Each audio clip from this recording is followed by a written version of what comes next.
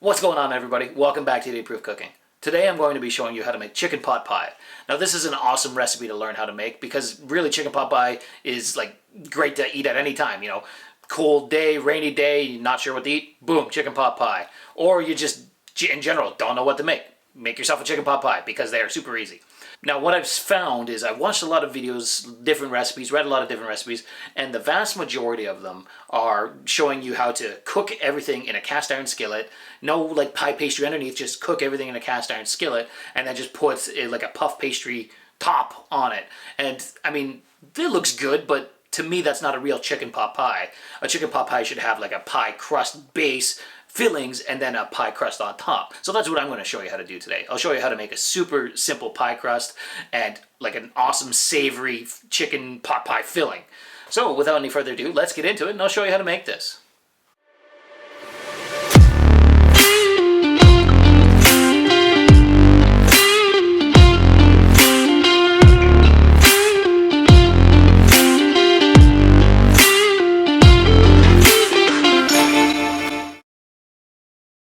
Okay, so let's start this off with making the pie pastry.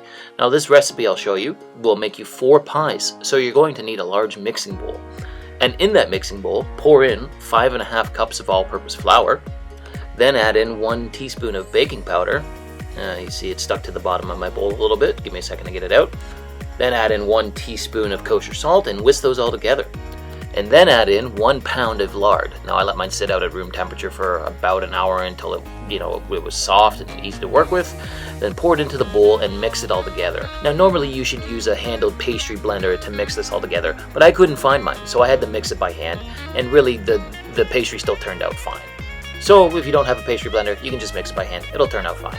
Next thing is get yourself a measuring cup and crack 1 egg into it, and then pour in 1 tablespoon of vinegar. The vinegar is going to help to make the pastry nice and flaky.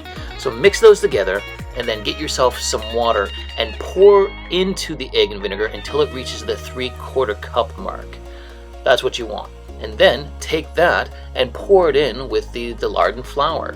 Make sure it's good and coated and then mix together with, again, either your pastry blender or in my case using your hands until you form a nice shaggy dough. Now the benefit of using a pastry blender is you don't get your hands completely covered in pastry. So, yeah, maybe give your hands a quick wash if you are mixing by hand. So anyways, flour your work surface and then tip the dough out onto it. And then all you're going to want to do here is just knead it back and forth for about a minute, maybe 2-3 minutes, until everything comes together and is nice and smooth, like you can see here. Doesn't take much, but just a couple of minutes of kneading. Now, as I said in the intro, this dough is good for 4 pies, so use either a bench scraper or just a knife to cut this into 4 equally sized pieces. Wrap it up in plastic wrap, and then you can go store it in your fridge, or it does keep in the freezer as well if you don't need to use it right away. And now that the pie pastry has been dealt with, let's go into the kitchen and cook the actual innards of this chicken pot pie. Get yourself a frying pan, throw some oil in, and then cook your chicken however really you want. I've diced up 4 chicken breasts into nice fine cubes here. You can use chicken thighs, or you can even go get a rotisserie chicken and just shred it. That would obviously be the easiest way to do it. Regardless of whatever chicken you use, once it's cooked, it's time to start adding in the vegetables. I'm starting off with adding a whole leek diced up in. Then I took 3 carrots diced up finely, throwing that in as well, and then 3 stalks of celery, again diced up finely. And what you'll want to do is mix that all together and allow it to cook for about 3 to 5 minutes until the vegetables become nice and fragrant. Next in is a couple cloves of garlic. Now I've said in a couple of my videos now, I like my food a little bit more garlicky, so I'm adding in 4 cloves of freshly crushed garlic. Once that's done, I will mix that all in together as well. And now it's time to start adding spices. Get yourself some dried parsley. You can use fresh parsley, I just have the dried stuff.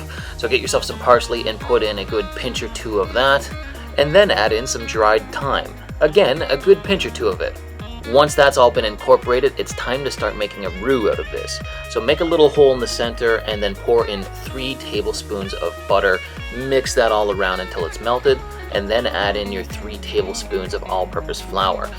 Mix everything together until it starts to thicken up, and then go get yourself 2 cups of chicken stock. If you have homemade chicken stock, use that, but in my case I just had to use the box stuff.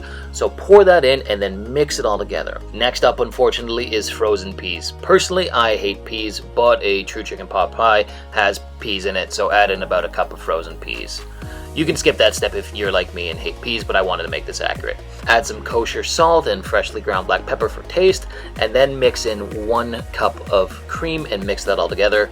Allow this to then simmer for about 5-10 minutes until it thickens up. While this is still simmering, let's go roll out our pie pastry in order to make the pie shell, in order to make the pot pie.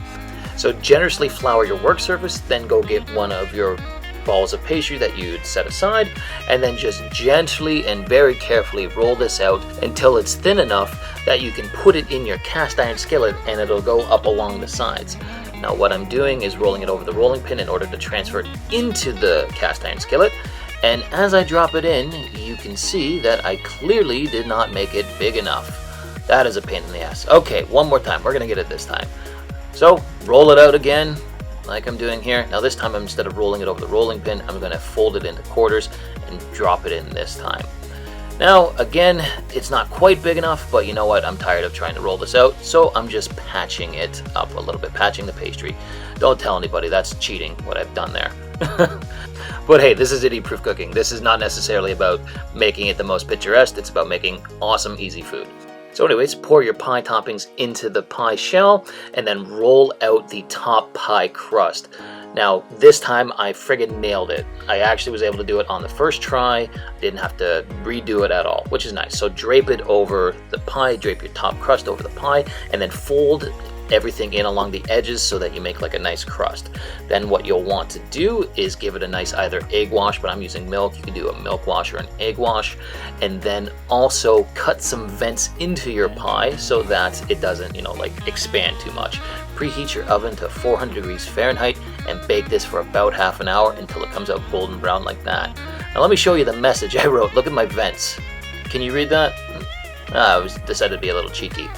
Anyways, there you go. There's a chicken pot pie. That was not that hard. So let this cool for about 5-10 minutes, and then let's cut into it and go for a taste test. Now I've cut mine into 6 relatively equally sized pieces. I think that's like the proper size of a piece of chicken pot pie for this size that I've made.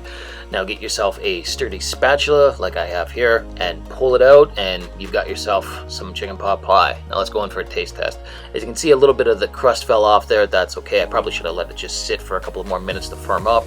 But anyways, let's go in for the taste test. And my God, that is so good. It is so rich and like hearty tasting. All of the vegetables with the chicken and the spice. It is just perfect. And the pastry is just light and flaky, and it just goes perfectly with the whole flavor of this pie. This was so easy to make. Like, you can buy just a pre-made one and hey, those are good, but this is way better than those pre-made ones that you like buy at the grocery store.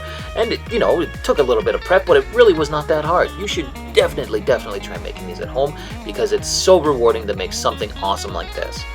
But that's the end of the episode like always. I hope you liked what you saw here today. If you did, drop me a comment, like the video, or even subscribe to the channel. We'll catch you again soon on Idiot Proof Cooking. Thanks for watching.